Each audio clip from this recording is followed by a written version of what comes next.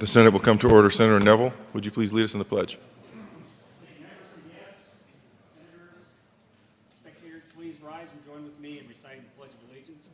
I pledge allegiance to the flag of the United States of America and to the republic for which it stands, one nation, under God, indivisible, with liberty and justice for all. Mr. Majors, would you please call the roll? Senators Aguilar, Excused. Balmer, Baumgardner, Carroll, Cook, Crowder, Donovan, Garcia, Grantham, Guzman,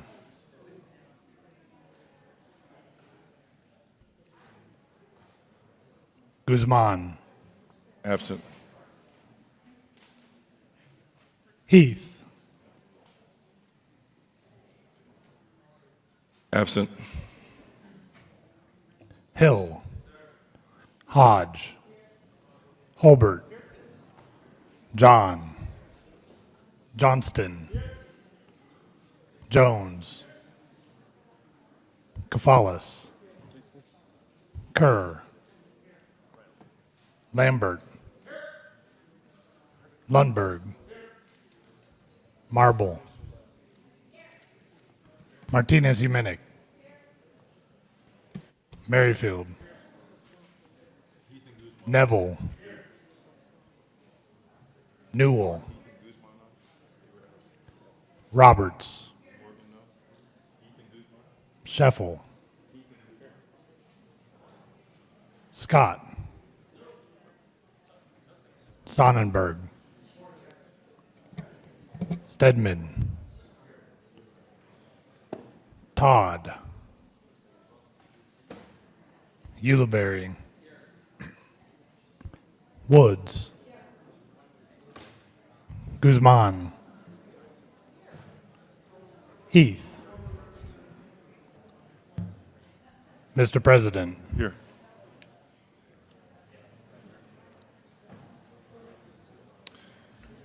With 34 present, 0 absent, 1 excused, we have a quorum. Senator Holbert. Thank you, Mr. President. I move the reading of the journal from Friday, January 16th be dispensed with and the journal be approved as corrected by the Secretary. You have heard the motion. Is there any objection? Seeing none, the motion is adopted.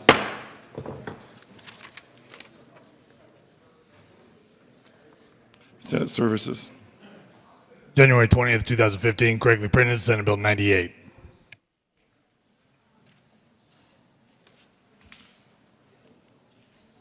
General Order, second reading of bills, consent calendar.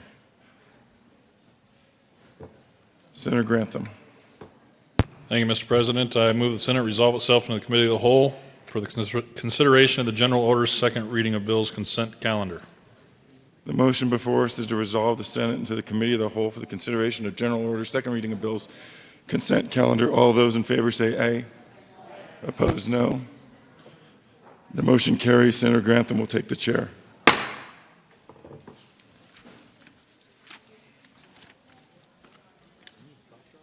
Yeah, don't touch that. I should get you something to clean that way.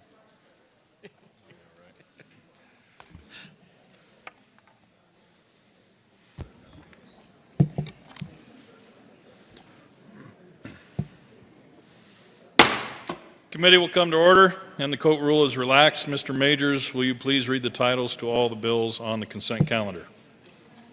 Senate Bill 35 by Senator Johnson and Representative Kagan concerning the enactment of Colorado Revised Statute 2014 as a positive statutory law of the state of Colorado. Senate Bill 2 by Senator Roberts concerning an extension in the date by which the Executive Director of the Department of Public Safety must submit to the Joint Budget Committee report regarding statewide radio communications. Senate Bill 10 by Senator Hodge and Representative Mitch Bush concerning augmentation requirements for wells withdrawing water from the Dawson Aquifer. Majority Leader Scheffel. Thank you, Mr. Chair. I move the adoption of all the bills on General Order's second reading of bills consent calendar and the associated committee reports, which include Senate Bill 35, Senate Bill 2 and its Judiciary Committee report, and Senate Bill 10, and ask for an aye vote. Is there any discussion on any of the committee reports? The motion before the body is the adoption of all the reports to all the bills on the general order's second reading of bills consent calendar. All those in favor say aye. All those opposed, no. The ayes have it, and the reports are adopted. Is there discussion on any of the bills listed on the general order's consent calendar? Seeing none. The motion before the body is the adoption of all the bills on the general order's second reading of bills consent calendar. All in favor say aye. Those opposed, no. The ayes have it, and the bills are adopted. Majority Leader Scheffel. Thank you, Mr. Chair. I move we rise and report. Motion before the body is to rise and report. All those in favor say aye. Opposed, no. The ayes have it, and the committee will rise and report.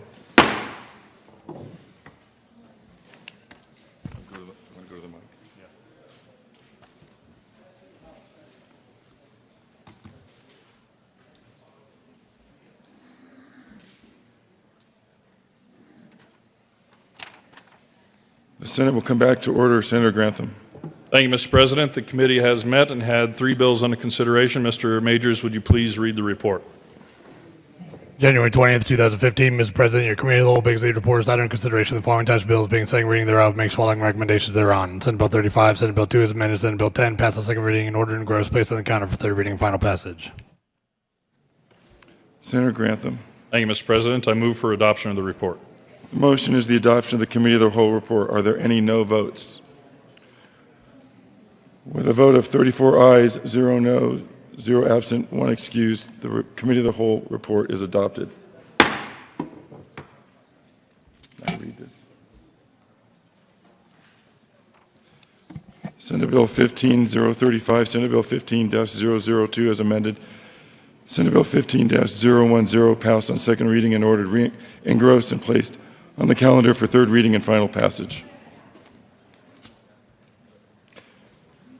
General Order, second reading of bills. Senator Grantham. Thank you, Mr. President. I move the Senate resolve itself into the committee of the whole for the consideration of general orders, second reading of bills calendar. The motion before us is to resolve into the committee of the whole for the consideration of general orders, second reading of bills. All those in favor say aye. Aye. Opposed, no. The motion is adopted. The Senate will resolve itself in the committee of the whole for the consideration of general orders, second reading of bills. Senator Grantham will take the chair.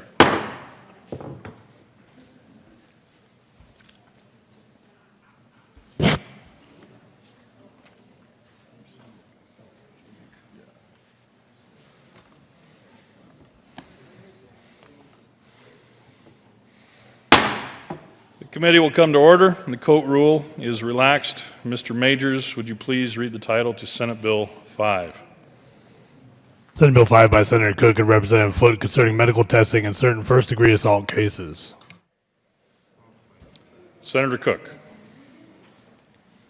Thank you, Mr. Chair.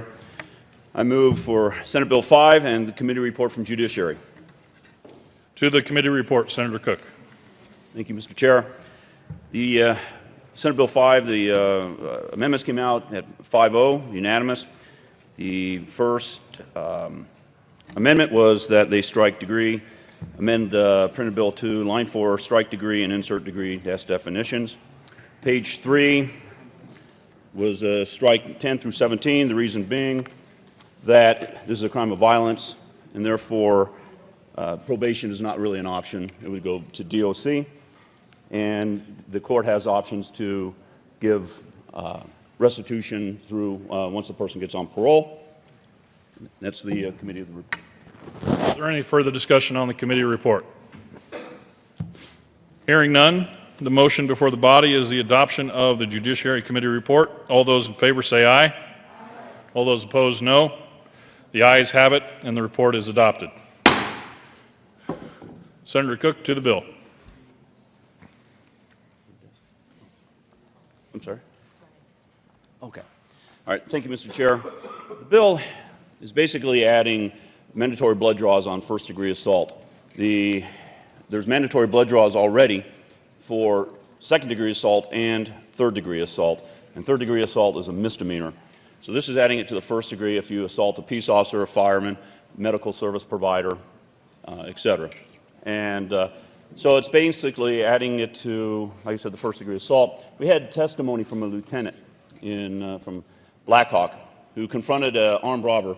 This person just robbed a casino, and he found the suspect in the garage. The suspect drew down on the lieutenant and shot at the lieutenant, and the lieutenant fired back, wounding the suspect. The suspect was not seriously injured, even though he was shot, and they went to arrest him, and he got blood all over the two officers. The suspect went to the hospital, and he was bragging to the people at the hospital that he had hepatitis and that he was infected and with a contagious disease. They could not do a mandatory blood draw since he was charged with attempted murder and first-degree assault. After 10 months of not knowing what was going on, he was, couldn't have normal relations with his family and his kids. They finally had to do a plea bargain and drop the attempted homicide on the police officer and the first-degree assault because it wasn't covered in first-degree assault, so they dropped it down to second-degree assault so they could do a mandatory blood draw. And as it turns out, the suspect or defendant was contagious with hepatitis. So that's why I introduced the bill to include it in the first-degree assault. There is an amendment on the desk. Mr. Majors, would you please read Amendment L004? Amendment L004 to Senate Bill 5 by Senator Cook, amend printed bill page 2, lines 14 and 15, strike the results of such tests must be reported and substituted within 10 days after the receipt of the medical test results. The defendant shall report the results. Senator Cook.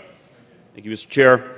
The amendment is added because there were some difficulties getting the report to the court in an appropriate time. So we added this amendment so that it says once the report is taken, the defendant or his attorney... Senator Cook, would you please move your amendment? Oh, I'm sorry. Yes, thank you, Mr. Chair. I move for Amendment 04. Please proceed. Thank you, Mr. Chair. Again, there was difficulty getting the reports, the medical reports, to the court, so we're putting the burden on the defendant to get the report to the court within 10 days. Is there any further discussion on the amendment? Seeing none, the motion before the body is the adoption of Amendment L004. All in favor say aye. Aye. All opposed, no. The ayes have it, and that amendment is adopted. To the bill. Senator Balmer, you're first in the queue. Thank you, Mr. Chairman. The gentleman from Weld, thank you for bringing this bill. All of us have so many concerns about problems that are confronting Colorado. For example, we have the problem with the crop circles. We have the problems with the tunnels that are underneath DIA, which of course we don't know what's happening in those. We have the problems with the contrails in the sky. We have the problems with the black helicopters, and I want to know, how are blood draws going to fix those problems? Senator Stedman. Thank you, Mr. Chairman. I have a serious question about the bill. I would like the sponsor to help me understand. As I understand your bill, you're trying to provide certain information to first responders, peace officers, emergency medical personnel, about whether or not bodily fluids that they may have come in contact in treating the perpetrator of an assault could have potentially exposed them to communicable bloodborne diseases. And I just want to make sure before we enshrine these rights for first responders, does the victim of the assault already have these same protections? Senator Cook. Thank you, Mr. Chair. In response to the first question, well, I think we should make mandatory blood draws for everybody, and those would fix the tunnels under DIA. So, now, as far as the, I guess I have to ask for clarification. Does the victim have the same protections if the officer has communicable diseases? Senator Stedman.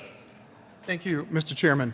If I'm assaulted by someone, and I mean, maybe they punch me in the mouth, and my teeth break the skin on their knuckles, and maybe their blood gets in my mouth, do I have the same rights under this law that you're extending to first responders as the victim of a crime?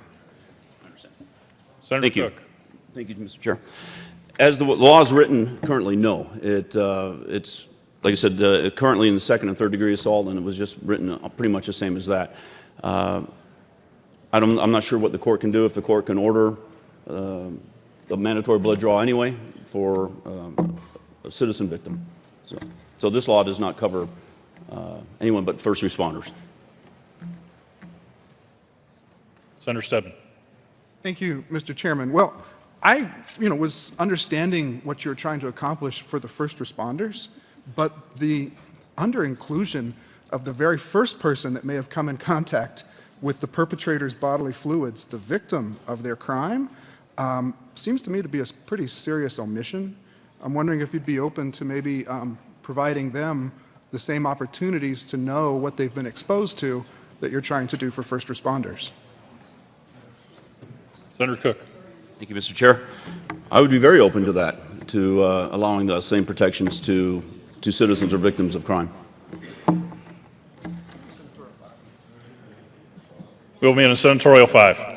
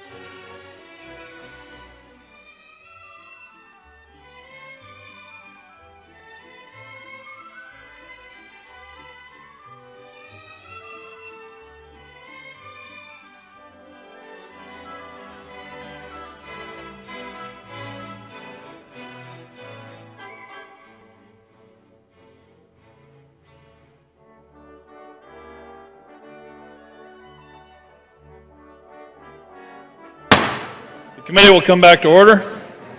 Senator Stedman, there is an amendment on the desk. Senator Stedman. Please read the amendment, Mr. Majors. Thank you. 005. Amendment L005 to Senate Bill 5 by Senators Stedman and Cook. Amend printed bill page 2, line 13 after any Senator Stedman. Thank you, Mr. Chairman. I move Amendment L005. Colleagues, this is something Senator Cook and I just discussed on the side in response to the question I asked earlier about we're giving information here to first responders, but what about the first person that came in contact with the victim, with the perpetrator, their victim? This amendment would add this person to the list of people that are able to get this information. And in a moment, I think we might have a conversation about some confidentiality requirements around this medical information. But for now, I think this is clearing up an omission in my mind from the bill. And so I'd ask for an aye vote on 005. Is there any further discussion? Senator Roberts. Thank you, Mr. Chair. Senator Stedman, this bill is only impacting first-degree assault, so we have existing statute on second and third. Do you mean to exclude the victim in those statutes? I feel like we're not running parallel. Senator Stedman. Thank you, Mr. Chairman. And Senator Roberts, I think you're right, and yet we're constrained by the bill title that's in front of us. And so there may be a reason to do a harder look at this, after this morning or after this bill is done. I think there probably is some more work to do in this area, and I would encourage your committee and the sponsor to take a look at that. Is there any further discussion on Amendment L005? Seeing none, the motion before the body is the adoption of Amendment L005. All those in favor say aye. Aye. All those opposed, no. The ayes have it, and that amendment is adopted. There is another amendment on the desk. Mr. Majors, would you please read Amendment L006? Amendment L006 Senate Bill 5 Senator by Stedman. Senators. Thank you, Mr. Chairman. I move Amendment L006. And colleagues, what this does is add a paragraph to the bill saying that any person who receives the results of a medical test pursuant to this section shall not publicly disclose the results. This is an attempt to respect the medical privacy of the information. This is not a perfect attempt, but it is an acknowledgement that potentially through these testings and this information about people's health status and communicable diseases will become available to a small set of people that are subject to this bill. And this would require all of them to not make a public disclosure about the alleged perpetrator's health status. I think at least it's a nod towards confidentiality. Again, this may not be perfect, but I think it's a way to move the bill forward this morning, and I ask for an aye vote. Is there any further? Senator Cook. Thank you, Mr. Chair. I agree with Senator Stedman. I believe the confidentiality is covered under the statute because it goes directly to the court, and then the court can release it to the victim. And I believe this gives protection to the defendant. Is there any further discussion on Amendment L006? Seeing none, the motion before the body is the adoption of Amendment L006. All those in favor say aye. All those opposed, no. That amendment is adopted. To the bill. Is there any further discussion? Senator Cook. Thank you, Mr. Chair. I move Senate Bill 05 as amended and ask for a yes vote or an aye vote. You've heard the motion. The motion before the body is the adoption of Senate Bill 005. All those in favor say aye. All those opposed say no. That motion is lost and the bill is lost. Where are we at here?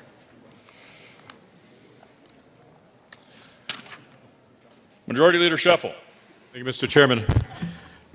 I move the Senate rise and report. You've heard the motion. All those in favor say aye.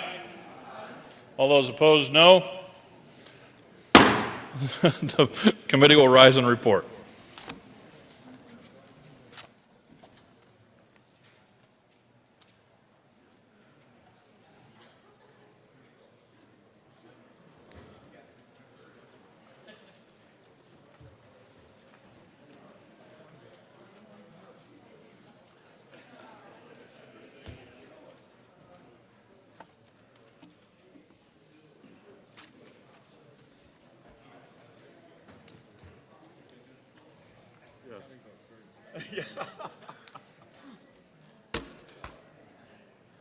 Go ahead and have a seat. It'll be a little bit. All right.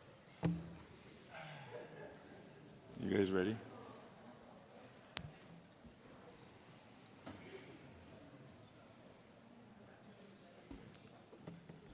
The Senate will come back to order. Senator Grantham. Thank you, Mr. President. The committee has met and had one bill under consideration. Mr. Majors, would you please read the report? January 20th, 2015, Mr. President, your committee of the whole basic report is under consideration. The following tax bill being second reading thereof makes following recommendation thereon.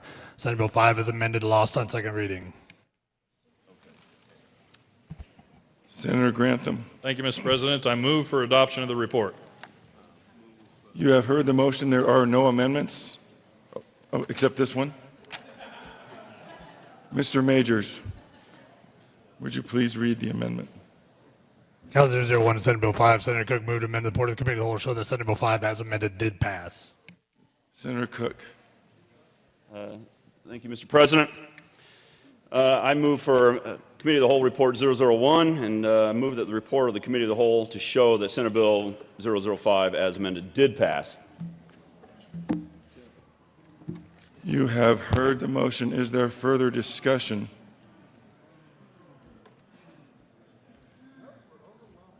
Are there any no votes? Seeing none, with a vote of 34 ayes, 0 noes, 0 absent, and 1 excused, the amendment is adopted. Thank you, Mr. President and colleagues. If I'd have known it was this much fun. Senator Cook, you have to be recognized in order to speak. My apologies. You still weren't recognized. Senator Cook, you may come apologize now. Thank you, Mr. President. I apologize for the procedural error. You also referred to one of your colleagues by their name. We'll correct that at a later time.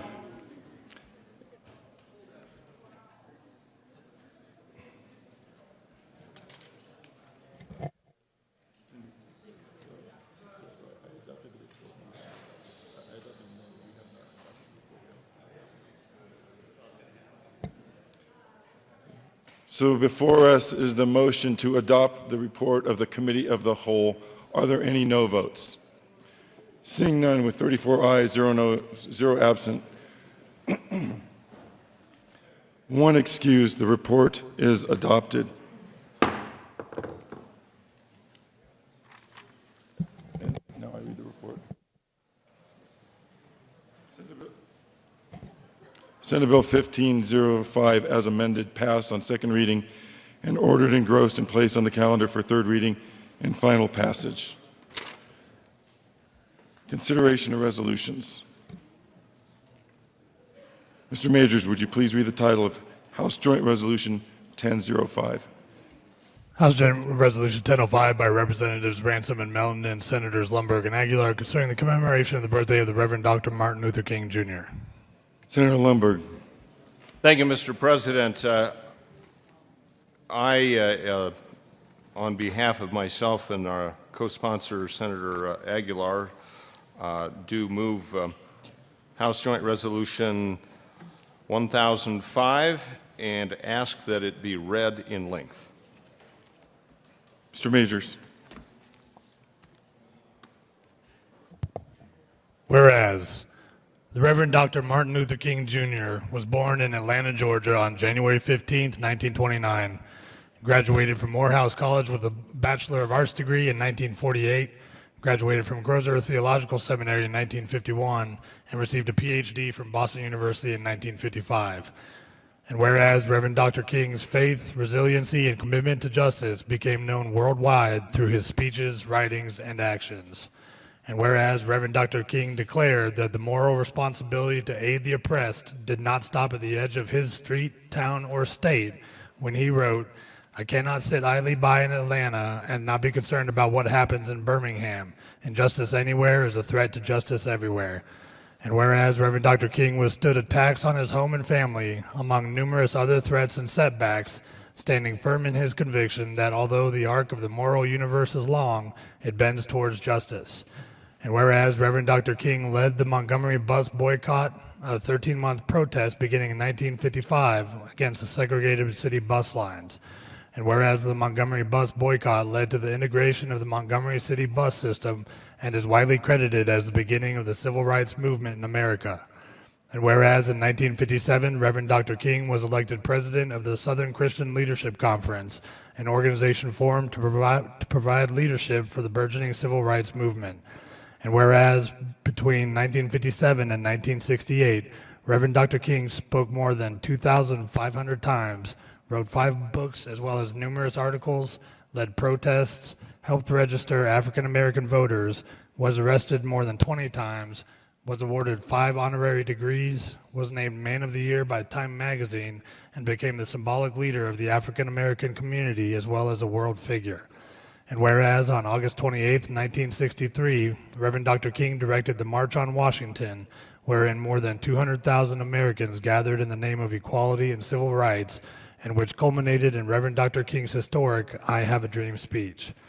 And whereas the leadership of Reverend Dr. King was instrumental in bringing about landmark legislation, such as the Civil Rights Act of 1964, which prohibited segregation in public accommodations and facilities and banned discrimination based on race, color, or national origin, and the Voting Rights Act of 1965, which eliminated remaining legal barriers to voting for disenfranchised African American voters.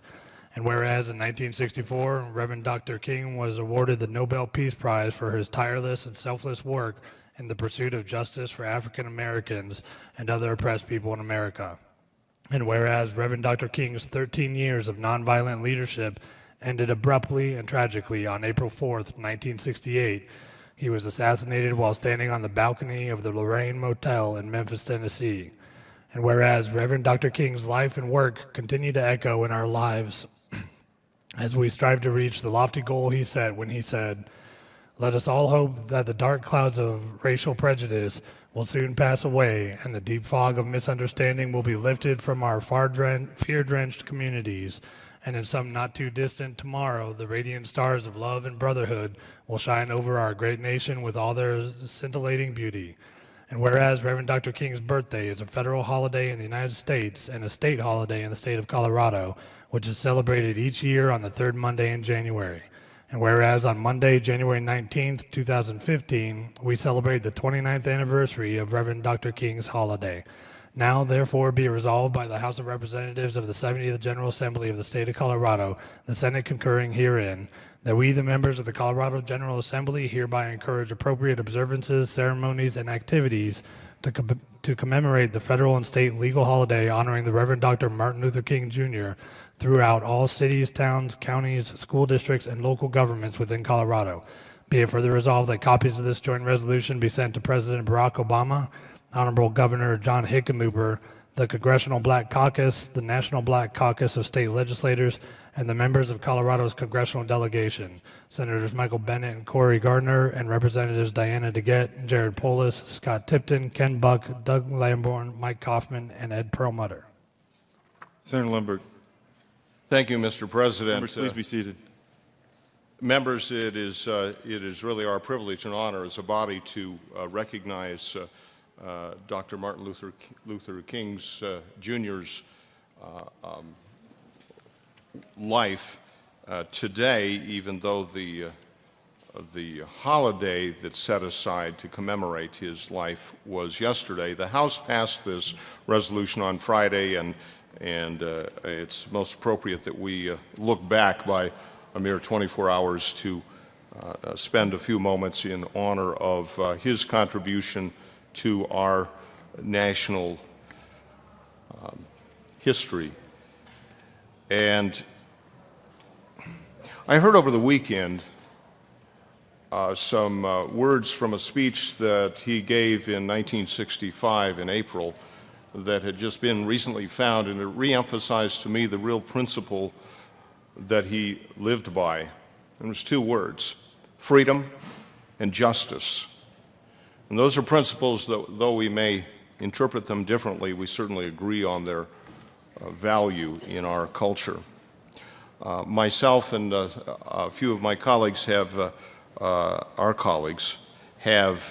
prepared some written comments that we'd like to share with you right now, and I certainly invite any other members of the Senate to speak. But Mr. President, with your indulgence, allow us to read these few brief words that harken back to Dr. Martin Luther King. In 1807, the British Commonwealth abolished its transatlantic slave trade after long years of perseverance against the deep entrenchment of slavery in the economy of the empire. Disappointing setbacks and failures were suffered on many occasions before the British parliamentarian and philanthropist William Wilberforce and his colleagues savored the sweet victory for which they had so long prayed, hoped, and tirelessly worked. In his young years, Wilberforce had been deeply influenced by his friendship with John Newton, former slave ship captain turned clergyman and author of the famous Christian hymn, Amazing Grace. In time, Wilberforce became a Christian, and it was this personal conversion experience that caused him to embark on a 20-year-long battle against the practice of slavery. He died on July 29, 1833, just 3 days after hearing that the passage through Parliament of the Slavery Abolition Act of 1833 was assured. The British Empire had finally rid itself of the scourge of slavery. In 3 short decades, a continent away, a similar battle would be raging against the evil of slavery. But in this conflict, brothers would take up arms against brothers. Shortly before his death, William Wilberforce had penned these words, quote, "America, as a Christian and a free country, cannot but entertain that slavery is alike incompatible with the law of God and with the well-being of men," close quote. Upon Civil War battlefields, Wilberforce's words would be tested, but in the end, the country would prove them true. Slavery puts man at war with God and with other men and would no longer be tolerated in a Christian and free America. President Abraham Lincoln issued the Emancipation Proclamation, which was followed soon thereafter by ratification of the 13th Amendment. In 1865, slavery in America came to an end. But the battle for freedom was just beginning. 64 years later, Martin Luther King Jr. was born in Atlanta on January 15, 1929. He was destined to rise up in the spirit of Wilberforce and Lincoln and take up that same banner for the cause of liberty and justice. This time, the fight would be waged against segregation and racial discrimination. Dr. King went forward with unyielding conviction that God had created all men equal, taking his stand and strongly proclaimed that it was up to good men of conscience of every color to act selflessly and speak truthfully without guile in order to bring about the end of segregation in the United States. So it is that each year on the third Monday of January, Americans commemorate the birth and life of Martin Luther King Jr. As befits the occasion, we remember his work and his influence in the civil rights arena, and we honor the man behind the deeds. Senator Grantham. Thank you, Mr. President. This time I'd like to read some excerpts from a letter Dr. Martin Luther King Jr. wrote in 1963 while he was detained in the Birmingham jail. In his letter, Dr. King reflected upon the lives of great men and women of character whose words and deeds inspired his own actions. Quote, "I am in Birmingham because injustice is here. Just as the prophets of the 8th century BC left their villages and carried their, thus saith the Lord, far beyond the boundaries of their hometown, and just as the Apostle Paul left his village of Tarsus and carried the gospel of Jesus Christ to practically every hamlet and city of the Greco-Roman world, I too am compelled to carry the gospel of freedom beyond my particular hometown. Moreover, I am cognizant of the interrelatedness of all communities and states. I cannot sit idly by in Atlanta and not be concerned about what happens in Birmingham. Injustice anywhere is a threat to justice everywhere." Unquote. Dr. King continues some paragraphs later to address the characterization of his actions as untimely, as well as his critics' assertion that he and other demonstrators were willing to break laws. Listen to the answer that Dr. King gives to those detractors. Quote, "For years now, I have heard the word wait. It rings in the ear of every Negro with a piercing familiarity. This wait has almost always meant never." He continues, "We must come to see with the distinguished jurists of yesterday that justice too long delayed is justice denied. We have waited for more than 340 years for our God-given and constitutional rights. There comes a time when the cup of endurance runs over and men are no longer willing to be plunged into an abyss of injustice where they experience the bleakness of corroding despair. I hope, sirs, you can understand our legitimate and unavoidable impatience. You express a great deal of anxiety over our willingness to break laws. One may ask, how can you advocate breaking some laws and obeying others? The answer is found in the fact that there are two types of laws, just and unjust. I would agree with St. Augustine that an unjust law is no law at all. Now, what is the difference between the two? How does one determine whether a law is just or unjust? A just law is a man-made code that squares with the moral law or the law of God. An unjust law is a code that is out of harmony with the moral law. Any law that uplifts human personality is just. Any law that degrades human personality is unjust.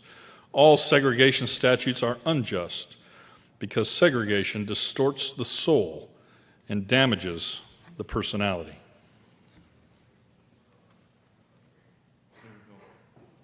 Senator Hill. Thank you, Mr. President.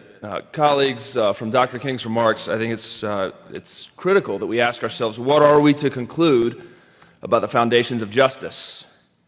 Are we to conclude that one's keeping or breaking of any law is subject to their own views of that law as to whether it is just or unjust? Or does Dr. King justify acts of civil disobedience based upon the premise that supreme truth has been divinely established and exist over and above man-made codes? It's hard to argue that Dr. King thought anything other than that just law derives its authority from the divine. And I quote, "Of course there is nothing new about this kind of civil disobedience. It was evident sublimely by the refusal of Shadrach, Meshach, and Abednego to obey the laws of Nebuchadnezzar on the ground that a higher moral law was involved. It was practiced superbly by the early Christians who are willing to face hungry lions and the excruciating pain of chopping blocks rather than submit to certain unjust laws of the Roman Empire." So, Dr. Martin Luther King was a man who tirelessly labored with other heroic women and men in the struggle against segregation. He eventually took some satisfaction in being branded as an extremist. You see, for this label placed him in the company of other men and women throughout the ages whose lives had not only encouraged but inspired. They inspired him. And I quote again, "Was not Jesus an extremist for love? Love your enemies, bless them that curse you, and do good to them that hate you, and pray for them which despitefully use you and persecute you. Was not Amos an extremist for justice? Let justice roll down like waters and righteousness like a mighty stream. Was not Paul an extremist for the gospel of Jesus Christ? I bear in my body the marks of the Lord Jesus. Was not Martin Luther an extremist? Here I stand, I cannot do otherwise, so help me God. And John Bunyan, I will stay in jail to the end of my days before I make a mockery of my conscience. Was not Abraham Lincoln an extremist? This nation cannot survive half slave and half free. Was not Thomas Jefferson an extremist? We hold these truths to be self-evident, that all men are created equal. So the question is not whether we will be extremists, but what kind of extremist will we be? Will we be extremists for hate or for love? Will we be extremists for the preservation of injustice or for the extension of justice? A quote from Dr. King. Senator Woods.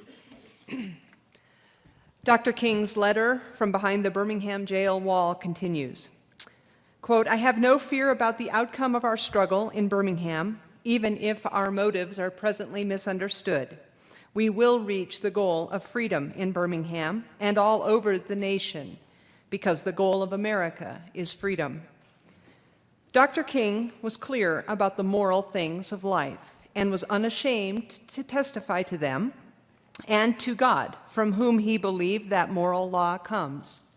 He was careful to do not only the right thing, but to do it for the right reason. And he placed the cause to which he had devoted himself into the providential hands of God. Dr. King concludes this prophetic and masterful letter with these words. Quote, one day the South will recognize its real heroes. They will be old, oppressed, battered Negro women, symbolized in a 72-year-old woman of Montgomery who rose up with a sense of dignity and with her people decided not to ride the segregated buses. They will be young high school and college students, young ministers of the gospel, and a host of their elders courageously and nonviolently sitting in at lunch counters and willingly going to jail for conscience's sake. One day the South will know that when these disinherited children of God sat down at lunch counters, they were in reality standing up for what is best in the American dream and for the most sacred values in our Judeo-Christian heritage. Close quote. Signed, yours for the cause of peace and brotherhood, Martin Luther King, Jr. Senator Lindberg. Thank you, Mr. President. To perhaps best describe the heart and mind of Dr. King, we look back at the words of Abraham Kuyper, a Dutch politician, journalist, and theologian at the turn of the 20th century, who said, when the principles that run against your deepest convictions begin to win the day, then the battle is your calling, and peace has become sin. You must, at the price of dearest peace, lay down your convictions, bear before friend and enemy with all the fire of your faith. As we honor the memory of Dr. Martin Luther King, Jr., let us dedicate ourselves to serving selflessly on behalf of those whom we represent. May God bless America and the work of our hands.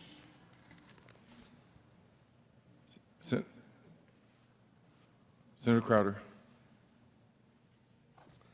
Thank you, Mr. President. I'd like to read this again to you. Let us all hope that the dark clouds of racial prejudice will soon pass away and the deep fog of misunderstanding will be lifted from our fear-drenched communities. I have the distinct pleasure, actually, and there are several in the audience that actually are old enough to have lived through this. And if you, the stage would be set that I would be from the southeastern Colorado young man, and then we start seeing this on television. We see Governor George Wallace make his speech at the University of Alabama about segregation now and forever. And, Martin Luther King, I think, very earnestly moved this country forward in a way that it needed. I guess the lessons that I learned from a lot of this was, thankfully to the United States military, where I was serving with Negro soldiers. And I will tell you that there was not it was a good thing for me because, we lived and fought together. So we gained a very mutual respect for each other that exists to this day. So I understand that Martin Luther King had a vision for the country, but the reality was it was a needed vision. Segregation can no longer exist in a country that is a melting pot. And so for this and many other reasons, there's one more item. I was out in Washington, D.C., where Martin Luther King gave his famous I Dream speech. And on on the steps of the Lincoln Memorial, there's a spot. This is the X that marks the spot where Dr. King stood making his speech, and it was a moving moment, you know, because you could just visualize hundreds of thousands of people out there when he was speaking. So I think that he did a marvelous job for this country, and we owe him a debt of gratitude for that. And it's something that we should always remember, that since we are a melting pot, that we do need to be, you know, somewhat cognizant of other people's feelings and whatnot. But I just thank him for what he did for this country and moving forward. Thank you, Mr. President. Senator Guzman. Thank you, Mr. President. I know this looks like a pulpit and this looks like a Bible, but it's not. It's really not. Not going to preach. Martin Luther King Jr. was never elected to an office as we have been elected. He was not a lawyer. I don't think he ever served as a lobbyist. He was simply called to the ministry. He was called to be a pastor and a preacher. He often tried to step aside when his people were calling him or when he felt the call to do the work of justice, but he did move forward with the journey that he took. He was a faithful man. His work was based on his faith. He was a faithful man who truly loved mercy, who walked humbly with his God, and who worked for justice. Like all of us who work for justice, all of us in the room who work for justice or who work for peace and equality, we often get very tired, and sometimes at our wits' end, and sometimes we don't want to continue. His theology, which was based in Christology, he was a good Christian person. His faith was Christianity. But he took himself to visit with Gandhi. And it was at that point where his work and his faith became very interfaith, even though he remained a Christian all of his life. But he found in an interfaith relationship the traditional foundation for nonviolence. He learned that and gathered that fulfilling his dream of nonviolence. He got that fulfillment from Gandhi and his friendship with Gandhi.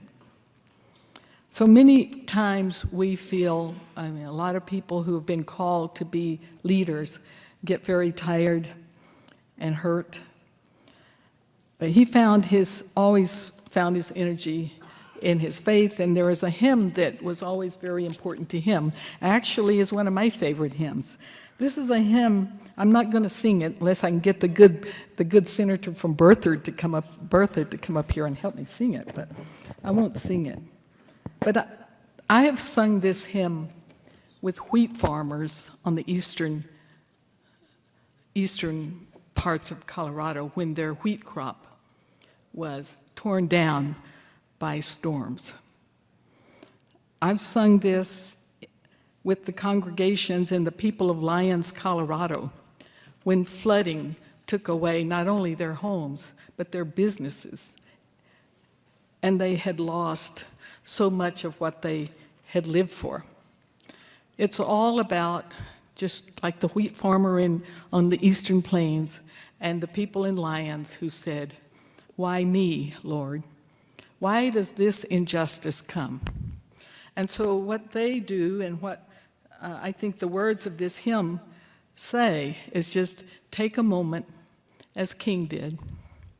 Whether you're fighting the battle of injustice because of who you are and who you love, or whether you're fighting the battle because of your party and people are doing bad things to you simply because you're a member of a party, or whether you're at wit's end because you don't understand why your life is coming to an end. And these are the words that were so meaningful to him that he asked to be sung to him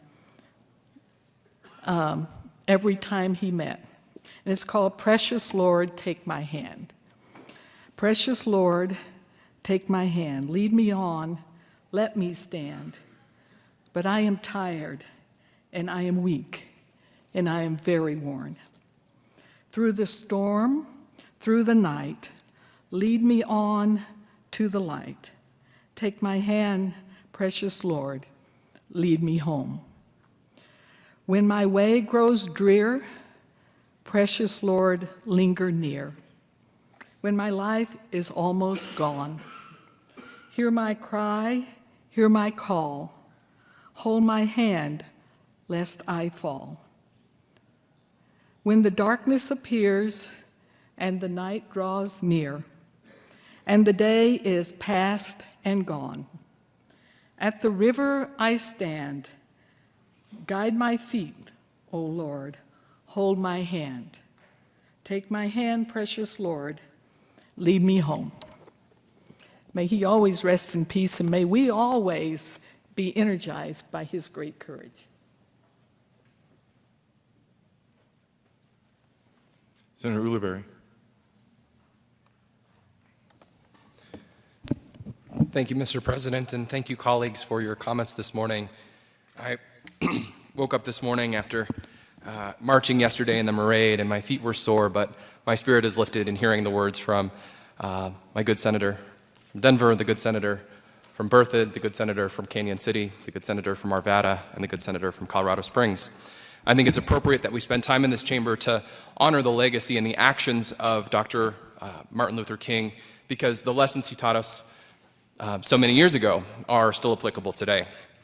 I have a personal connection to Dr. King in that my grandmother shares the birthday with the good Reverend to the day. So she turned 86 on Thursday, and so every year we get to celebrate just not his birth, but the birth of my grandmother as well, who spent a portion of her life in Savannah, Georgia, when my grandfather transferred because of military service to the base there. And she went from northern Minnesota as a blonde-haired, blue-eyed Finnish girl to Savannah, Georgia, where for the first time she witnessed racial segregation in a way that she could not comprehend. As someone who grew up in a tar paper shack, someone who lived every day in, day out, worried about her own economic struggle, going to a place where the simple act of drinking from a water fountain could be criminal based on the color of your skin. It was appalling to her, and it was a lesson that she learned and carried through with all of us, which is that every single person, regardless of who you are, who you love, where you come from, should be treated with equal dignity and equal respect. I did not have, as the good senator from the San Luis Valley mentioned, the pleasure of growing through and witnessing the Civil Rights Act movement in that moment in time, but have continued that work and that legacy today. And I think it's great that we spend the time to acknowledge the successes we've made and the movement we've seen, but I think it's also appropriate that we take this time and this day to acknowledge the work that is not yet complete. When we stand in this chamber, when we make decisions about laws and policies, we have to talk about freedom and we have to talk about justice, and those should be the issues and the values that compel us to action in this chamber. And at the same time, we have to understand that we operate laws and policies and procedures that create biases and beliefs, attitudes and actions, and we therefore are the stewards of the systems that can actually change outcome. When Dr. Martin Luther King talked about racial discrimination and prejudice, he recognized it not just as an individual problem where one person harbored ill will toward another because of the color of their skin or their gender or their sexual orientation, but rather a systemic issue. That our country had built laws that enforced and reinforced segregation, that we built attitudes and beliefs based on those laws that ultimately created a system not just of interpersonal beliefs, but systemic challenge. So it should be no surprise that when he gave his most powerful speech, it was in Washington, D.C., at the seat of power. Not to say freedom and justice means that we have no responsibility to the systems that have created this reality, but in fact, it is our responsibility to change said systems when we cannot individually overcome our own biases.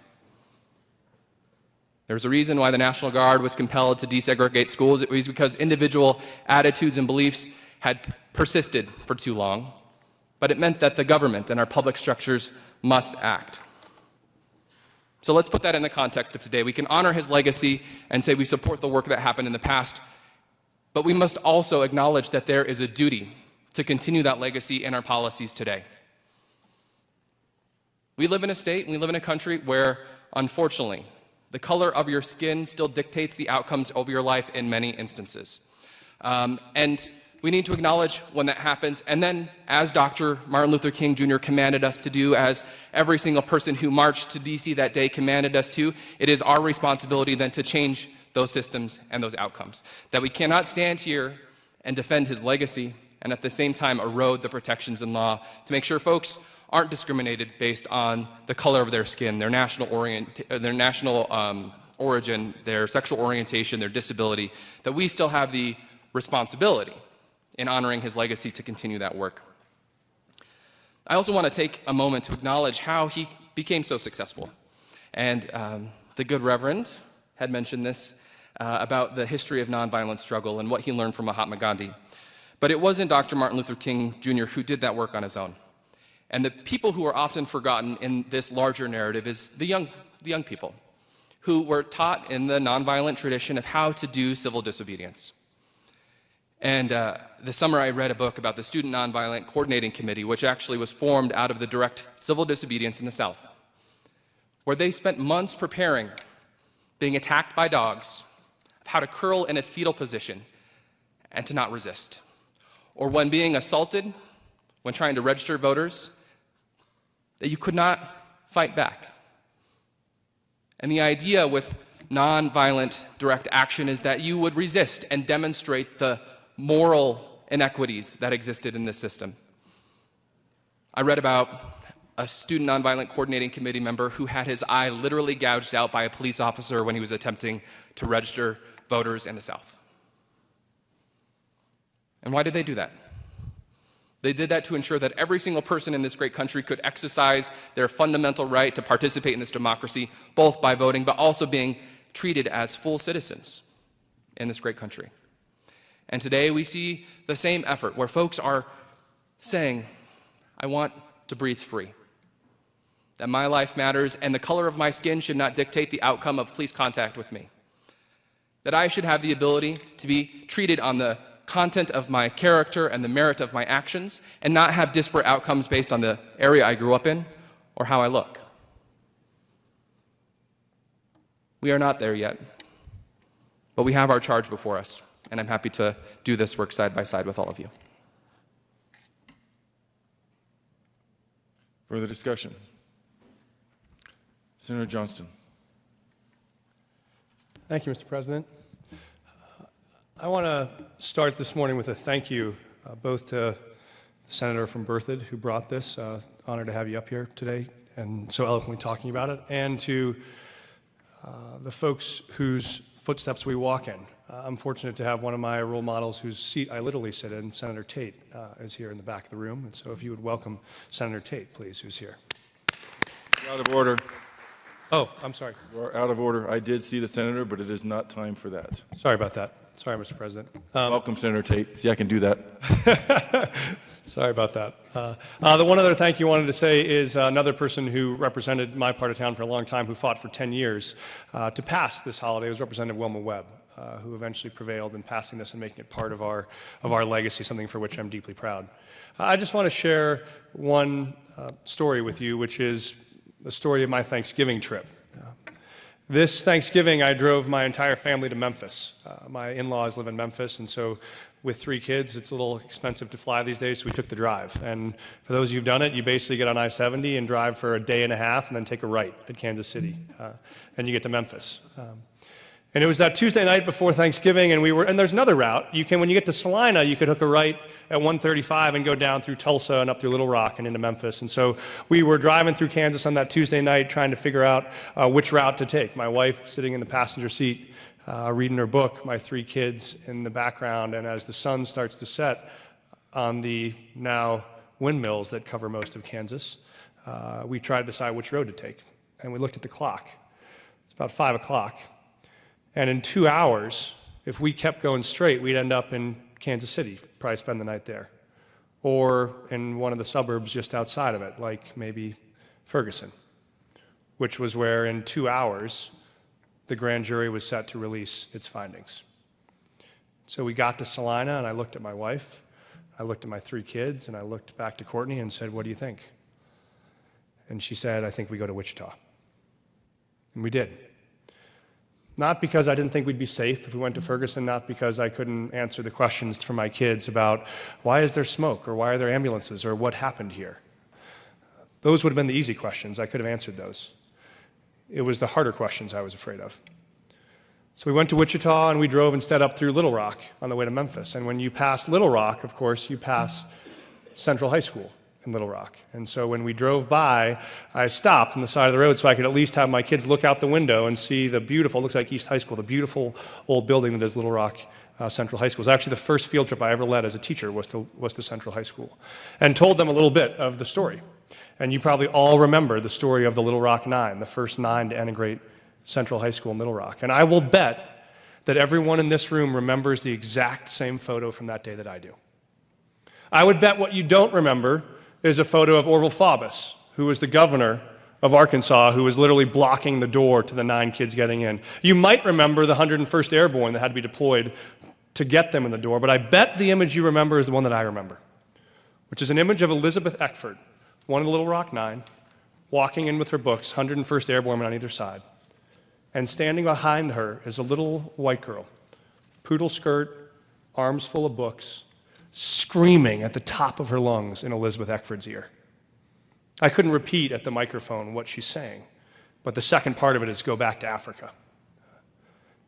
And I tell you that story because I think the temptation is to believe that Orville Faubus was the problem. That if you just could get Orville Faubus to open that door, the doors would be open and everything would change. But that wasn't what changed America. That wasn't what broke America's heart. Because in Orville Faubus, we all saw some impersonal representation of the law, right? We love to distance ourselves between ourselves and the folks that represent us, whether they are elected officials, whether they are police officers. The people that somehow uphold the law are different than us. But when you saw a little girl in a poodle skirt that could have been anyone's daughter in America screaming in this girl's ear, somehow I think America changed at that moment. And that was what made me think of the road I didn't take, to Ferguson. Because I think if King were here today, he would say the mistake is to fall for the belief that the problem is Orville Faubus. That the problem is you change the law and it's all fixed. Well, you know what? History proved that not to be true. The 101st Airborne moved Faubus that day. They opened the door that day. And then Hazel Bryan, who was the little girl who you saw screaming in Elizabeth Eckford's ears, and her parents weren't going to stand by for that. So what did they do? They passed a referendum the next year to close every single school in Little Rock rather than force integration. They closed the entire school system. You may win on the law, but what King would tell you is that the heart is a far slower moving thing and a far more powerful force than the law is. And if you don't believe that, then look at the last year. Was it the moment that Eric Garner was killed in New York City that the riots erupted? Was it the moment that Michael Brown was killed in Ferguson that the riots erupted? Because that was the moment that maybe a law was broken. No, it wasn't. What was the moment?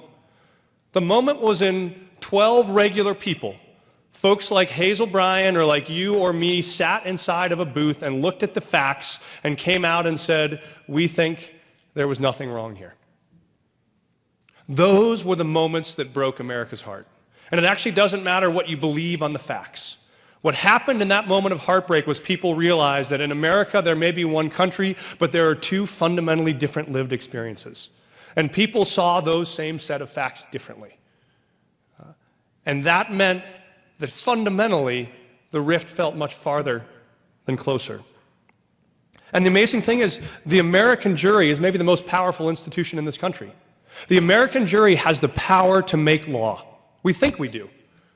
But the American jury is set up to empower you to do whatever you want. If 12 people sit before a set of facts and think it's right, they can say it's right or they can say it's wrong. You don't believe me? Think about all of the trials of the civil rights movement that we remember now. Think about the murder of Medgar Evers. A jury heard that case and acquitted the murderer. Think about the murder of Emmett Till. A jury heard that case, saw the facts, and acquitted him. But the opposite is also true. Look 200 years farther back into the fugitive slave law. The fugitive slave law said if you ran out of slavery, escaped to slavery, lived in the Northeast, and someone found you, you had to be shackled, caught, and returned to the South. And there were people who hid out folks in their basements because they didn't want to return them. And those people got pulled down for justice, got set up for trial, and you know what the jury said? The jury said, we'll let you walk home because we believe what you did is right. had nothing to do with what the law actually said. The jury has the power to say whether something was right or wrong, and in this moment, they didn't. That was what broke America's heart, not how the law saw them, not how Orville Faubus stood in the doorway, but what Hazel Bryan, what the regular one of us at any moment would do. This is why I think King's dream is so alive today, because he was much smarter than that. He didn't say, I have a dream that one day all kids will be viewed as equal in the eyes of the law. He didn't say that. He said, I have a dream that one day little black boys and little black girls will hold hands with little white girls and little white boys in the state of Alabama like brothers and sisters. Like brothers and sisters, not equal in the eyes of the law. Why like brothers and sisters? Because as a brother, here's how I would see it. Go back tonight, if you haven't, and watch the video of little 12-year-old Tamir Rice in Cleveland. And let me tell you what I saw. Watch the whole 10 minutes before he gets shot, because what I saw was my brother. I saw when I was 12, what did I do every afternoon when I was 12? I took my pellet gun and my BB gun out in my backyard and I shot stuff. I shot cans, I shot G.I. Joe guys. My brother and I pretended to be Johnson & Johnson or Miami Vice. We'd have holsters. Yeah, you take off any orange safety devices because the gun doesn't look cool enough if you have it still on there. That's what I did when I was 12. And when the cops came to my house, and yes, they came a couple times, I shot my cousin a couple times. At least one time was an accident. When they came to my house, I didn't have only 2 seconds before they shot me. Because when they came to my house, maybe it was because the cop was my hockey coach. So I had a lot more sprints to do the next week. But there was a moment when they stopped and got out and had a conversation. Think about how many ranches in the state of Colorado had 12-year-old boys this weekend shooting a pellet gun. How many of them? How many of our small towns had that happen over the last 3 days? And how many of them had an officer pull up on site and within 2 seconds get out of the car and shoot that 12-year-old dead? If that happened in my hometown, on the western slope, the eastern plains, people would be up in arms. And the answer may just be, well, if you're born in a small town in Colorado in 2015, it's different than if you're born in Cleveland. If that's the answer we're going to cop to, then that means we're actually going to give up on the promise that we hold these truths to be self-evident, that all are created equal. So for me, the challenge of being brothers and sisters is much bigger of the challenge of being equal before the law. And so I'll just close by saying this. There is hope in that promise to hold hands like brothers and sisters. And there is history in that also. 40 years after that photo was taken of Elizabeth Eckford and Hazel Bryan, they came back to Central High School, Little Rock, the two of them. They met together. They spent an afternoon there. They visited the school. They made up. They became friends. They actually wrote a book together. They began then traveling the country, speaking to groups of elementary school students about the lessons they learned from that moment. It wasn't always easy, but it was work worth doing. I think the biggest mistake we can make on the King's holiday this year is to see this holiday like the 4th of July. To see it as some day in which we congratulate ourselves on old victories that have been won, as opposed to a day of action where we recommit ourselves to the work that is ahead. I think right now, as with 60 years ago, there is real and powerful trauma close behind us. But there is also hard work just ahead of us. And while the trauma has shaped us, it is the hard work ahead of us that will define us. So this year, I think of all years, we ought to commit to this not being a holiday, but a work day. Thank you for the time. Senator Heath. Thank you, Mr. President. You know, I wasn't really going to speak this morning, but our senator from Alamosa said not many of us were around during some of those years, and obviously I was. You know, you can't talk about something like this without making it personal. I guess as many of you don't know that my middle name is really Rollins. Raleigh's the nickname. I was named for Stephen Brooke Rollins, who was a member of Mosby's Raiders. And for those of you that know any Civil War history, Mosby's Raiders was the Virginia contingent that went behind the Union lines and raised havoc. I have my great-grandfather's watch, I have my great-grandfather's cane, and I have the picture of him in part of Mosby's Raiders, which was taken in front of the Appomattox Courthouse in Appomattox, Virginia. In our house, it was never the Civil War, it was the war between the states. We moved to Wisconsin when I was 9. There were 3 black students at Horlick High School, where I went to school. One of them was my very best friend, who was the captain of the basketball team, Lorenzo Doss. And we all went to a junior high school dance.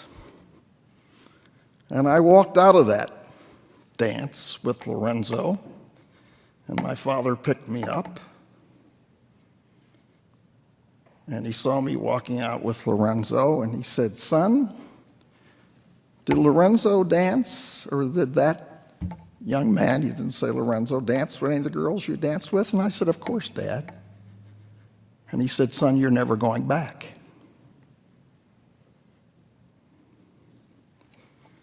Some things I will never forget. We moved to Atlanta in 1955. And I was a golfer. And the first time I went to play golf on the public golf course, of course, there were 2 drinking fountains. And I asked why, and you know the answer. I went to the movie theater, and there were 2 entrances, and I asked why, and you know the answer.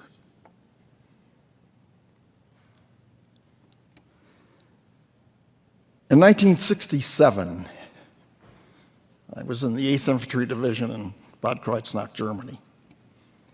I was the major in the Judge Advocate General's office, the number 2 ranking person in the office. And I gave the Law Day speech in May the 4 years that we were there. And it was May of 1967. And of course, what do you think I was talking about? I was talking about equality, justice, freedom under the law, justice under the law. And I will never forget it, because following my talk at the chapel, a major who I knew reasonably well, you got to understand, this is Vietnam. This is an infantry division. We've got an aviation company. Aviation company is all helicopters. All the pilots rotated every 6 months to Vietnam and came back. And this black officer came up to me and said, "Raleigh, you're full of you-know-what. In my world, there is no such thing as equality, justice, and freedom. It might be for you, but it's not for me." And my first inclination was to start to debate the conversation with him, the subject with him. And I thought to myself, this is ridiculous. This isn't going to go anywhere. He rotated to Vietnam. 2 months later, he was killed, fighting for equality, justice, and freedom for our country. All the lessons that I could have learned, could have been taught, could not in any way have matched that conversation. And it forced me to go back through all of those conversations with my father, all of those conversations that we have, and these words just flow off of our tongue. How can anybody argue with freedom, justice? But the irony is, that was 1967. My math is right. That was 48 years ago. And unfortunately, we're still debating what freedom, justice, and equality mean. And we're going to have some of those conversations right here in this wonderful, hallowed place. And I hope we all remember what freedom, justice, and equality really mean. Thank you. Senator Carroll. Thank you, Mr. President. So, Dr. King had already been assassinated by the time I was born. When I was younger, I remember hearing the first time, I guess we all have different ways we come about hearing about who Reverend Dr. King was, about the civil rights movement.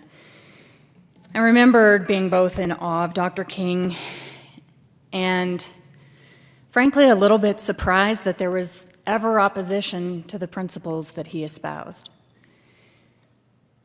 It seemed to me that it was another universe or another planet away that, for me growing up, I guess taking for granted that we all agree and share with these principles. It was really hard and foreign for me to understand that there was actually violent and mounted, organized and institutional interest to the principles he stood for. And it was even harder for me to understand that standing for these basic principles, which are dear really to all Americans and justice-loving people everywhere, would not only cost him his life, but that the opposition ran so deep that people would be willing to kill for it. And like many of you, I'll at least say that the first time that I've heard his and other great stories of leaders like Mahatma Gandhi, I cried. It's just a heartbreak, and it just still is a heartbreak. So I think today we owe a minimum, not just of a day in tribute, to a great man who's at the heart of a really great movement. And this resolution is terribly important. But I want to take a moment to ask, how do we really honor the legacy of Dr. King? We honor his legacy by fighting, by continuing to fight for the values and the vision that he fought for, not only today, but every day. Dr. King believed in nonviolence. There is more that we can do to address senseless violence in our communities. And it's worth asking if Dr. King were with us today, what would he say? Dr. King's work is not done. A quote, "Nonviolence is a powerful and just weapon, which cuts without wounding and ennobles the man who wields it. It is a sword that heals."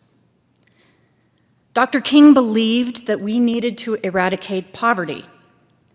Yet more than 1 in 8 adults and 1 in 6 children are living in poverty today in Colorado. There is more we can do. Dr. King's work is not done. If he were here, we might suspect that he would challenge us to address fighting ongoing poverty and people's struggle to enter the working middle class. King's last major speech 4 days before he was assassinated was on poverty. Quote, "There is another thing closely related to racism that I would like to mention as another challenge.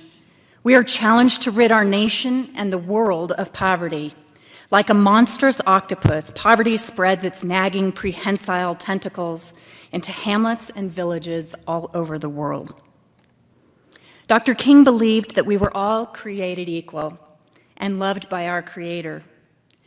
Yet despite progress, we still have a long way to go. From Dr. King, "Now I say to you today, my friends, even though we face difficulties of today and tomorrow, I still have a dream. It is a dream deeply rooted in the American dream. I have a dream that one day this nation will rise up and live out the true meaning of its creed. We hold these truths to be self-evident, that all men are created equal." Dr. King believed that everyone should be able to exercise their fundamental and constitutional right to vote without barriers. His work is not done. there are those today that would erode or go backwards on the important work of the Voting Rights Act of 1965. And as Dr. King would say, a right delayed is a right denied. Dr. King believed in peace, yet we find ourselves ever immersed in war. From Dr. King, wars are poor chisels for carving out peaceful tomorrows. Dr. King was a strong supporter of the dignity of work and workers. He believed that workers had a right to collectively bargain. And I quote, "History is a great teacher. Now everyone knows that the labor movement did not diminish the strength of a nation but enlarged it. By raising the living standards of millions, labor miraculously created a market for industry and lifted the whole nation to undreamed of levels of production. Those who attack labor forget these simple truths, but history remembers them," unquote. In line 23 in the resolution, we see reference to this. Dr. King clearly and obviously opposed discrimination in all forms and all places. He opposed discrimination in the workplace and discrimination in public accommodations, key features of the Civil Rights Act of 1964, along with ending segregation. King's March on Washington for Jobs and Freedom is where and why he actually delivered his I Have a Dream speech. And I quote, "And so even though we face the difficulties of today and tomorrow, I still have a dream. It is a dream deeply rooted in the American dream. I have a dream that one day this nation will rise up and live out the true meaning of its creed. We hold these truths to be self-evident, that all men are created equal."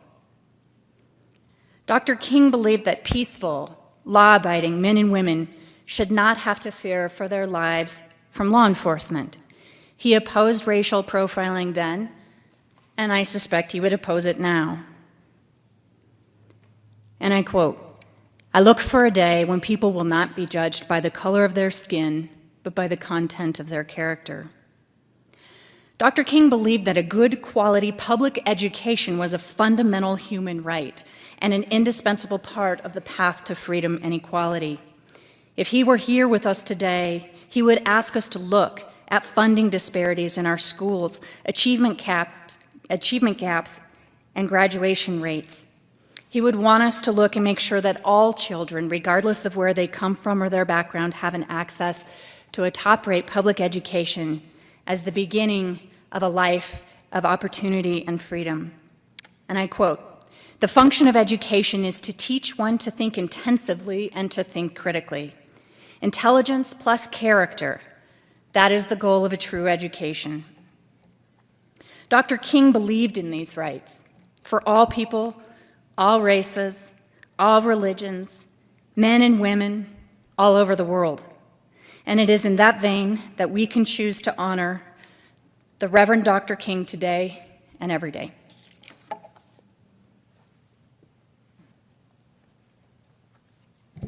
Senator Stedman. Thank you, Mr. President. And colleagues, I know the morning has almost grown to the afternoon, but I had one quote I wanted to bring to the discussion and just a few things to say. Last night I went and watched the movie Selma, and if you've not seen it, I would recommend it. It's a little brutal, it's a little long, and well, it left me feeling a little sad and a little puzzled by how much things have changed and yet how some things stay the same. But the most important thing I took away from my viewing of this film was to be reminded that Dr. King was a man. He even marched through the streets with a sign that said, "I am a man." He was a real person. He was a three-dimensional person. And although today he exists for many of us as just, sort of a figure, a hero, an icon, in his time, he was a real person.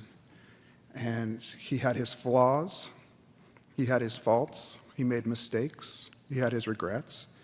And I think watching this film, you got to see some of that. But he was not just against segregation. He was not just for the right to vote. He was a three-dimensional real person with many cares about the people of our country. He was an activist for many different causes. And the quote I wanted to bring actually speaks to his role as an activist. He said, and I quote, "Make a career of humanity. Commit yourself to the struggle for equal rights." He was an activist and he was committed. He made a career of his quest to improve the lot of humanity in our country. And that didn't stop at racial issues. He was concerned with poverty. He was concerned with health care. I know if the other prime sponsor of the resolution were here this morning, she would undoubtedly deliver the quote from Dr. King about inequality in health care as perhaps the most sickening and inhumane of all inequalities. He was an activist for access to health care that included family planning. He was given the Margaret Sanger Award for his advocacy for access to family planning services. There are a lot of things about Dr. King that we don't remember because we're so focused on those words that are carved into the stairs of the Lincoln Monument, or the Lincoln Memorial, rather. But he did a lot more. He marched in the streets with sanitation workers in Memphis while they were on strike, demanding better working conditions under their collective bargaining agreement. Remember what brought him to Memphis. He was committed, and you saw that over and over in the film, if you've seen it. And that commitment was something that he carried with him always. It wore on him. It made him weary. And yet, no matter how many times he was beaten and jailed and called names, he picked himself back up and renewed his commitment to the struggle for equal rights. And I commend it to all of you. Senator Lundberg. Thank you, Mr. President. Freedom and justice, words from Dr. Martin Luther King, Jr.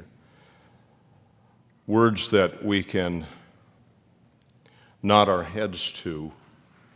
I've heard from the microphone here in the last several minutes that application to many of the issues that are before us today that, quite frankly, were not before Dr. Martin Luther King some 50-plus years ago.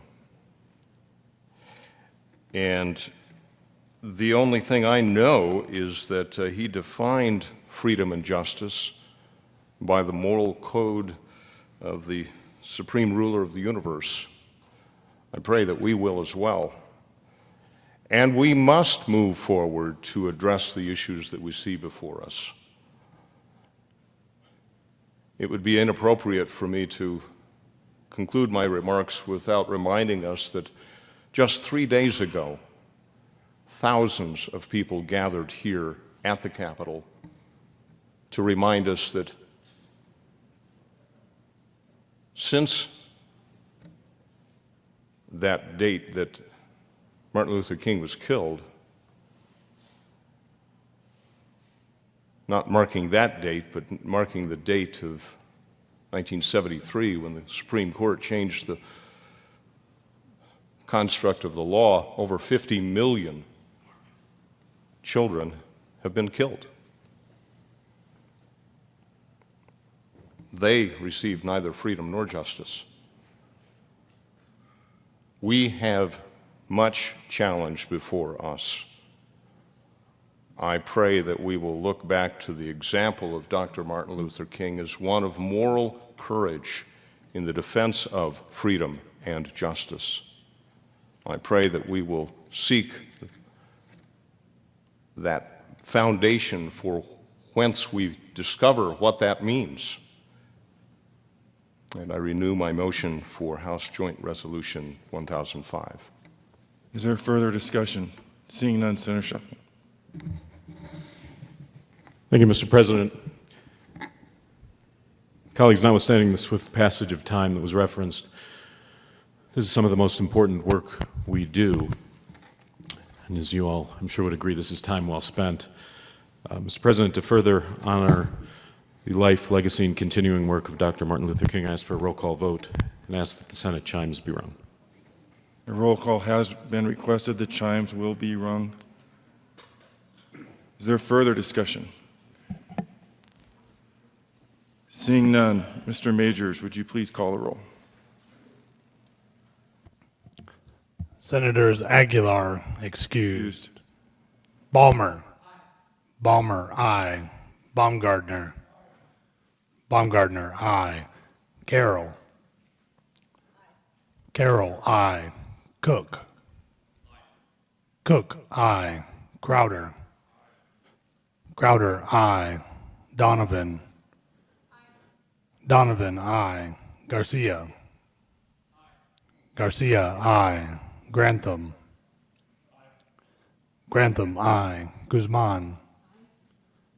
Guzman, aye. Heath. Heath, aye. Hill. Hill, aye. Hodge. Hodge, aye. Holbert. Holbert, aye. John. John, aye. Johnston. Johnston, aye. Jones. Jones, aye. Kafalis. Kafalis, aye. Kerr. Kerr, aye. Lambert. Lambert, aye. Lundberg. Lundberg, aye. Marble. Marble, aye. Martinez Humenic. Martinez Humenic, aye. Merrifield. Merrifield, aye. Neville. Neville, aye. Newell. Newell, aye. Roberts. Roberts, aye. Sheffel. Sheffel, aye. Scott.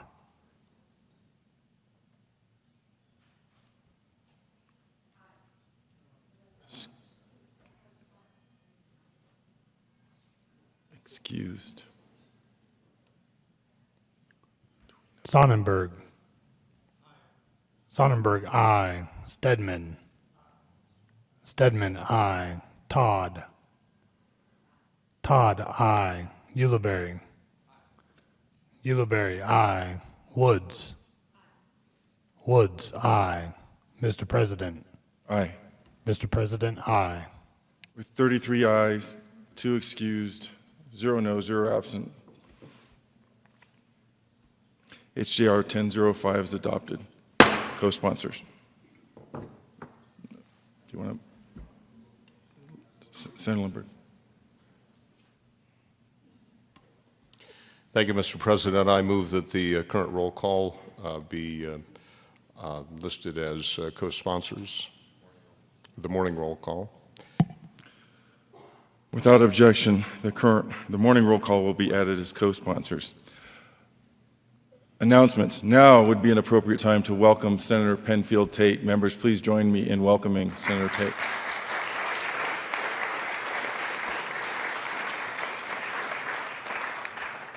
Further announcements. Senator Marble. Thank you, Mr. President. This is just to alert all local government committee members that we will be in Senate Committee Room 352 at 2 o'clock for presentation and 2 bills. We'll see you there. Senator Todd. Thank you, Mr. President. Good morning, everyone. Just wanted to remind you that the Workforce Development Caucus will be this Thursday. You can still call, respond, and make reservations so that you can have a lunch. Thank you. Senator Baumgardner. You first. Thank you. Thank you, Mr. President.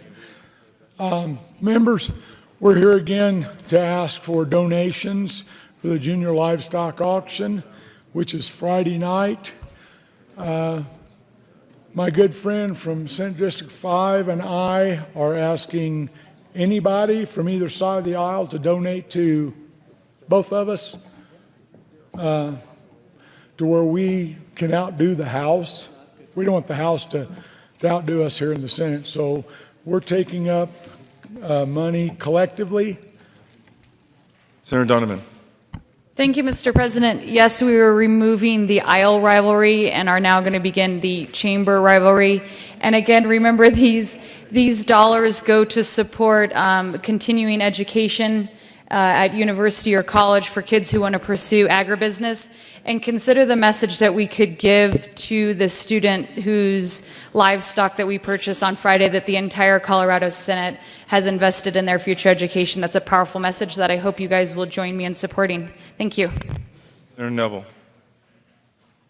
Thank you, Mr. President. Just a reminder for those of you that are in Senate Finance, we'll be meeting at 2 o'clock in Senate Conference Room 354. Senator Lambert. Thank you, Mr. President. I've got a couple of scheduling announcements to make. The Joint Budget Committee will not meet for our morning session because the morning session has been sort of vaporized. But we will be meeting on our afternoon scheduled time at 2 o'clock this afternoon. Tomorrow, we have a scheduled change. The first thing we will do upon adjournment for JBC members is consider potential legislation. We'll try to get that calendar corrected, but that will be in the JBC room upon adjournment, and then we will continue with supplementals if we have time in the morning, and then the afternoon session will be begin again at 1 o'clock. Mr. President, with your indulgence, I would like to make an introduction. The Joint Budget Committee is dedicating a photograph of the Capitol Rotunda to the Capitol. If you've visited the Joint Budget Committee room, we already have had that hanging for the last couple of weeks, but it hadn't been signed yet. I would like to introduce the artist this morning, my son, Chris Lambert. And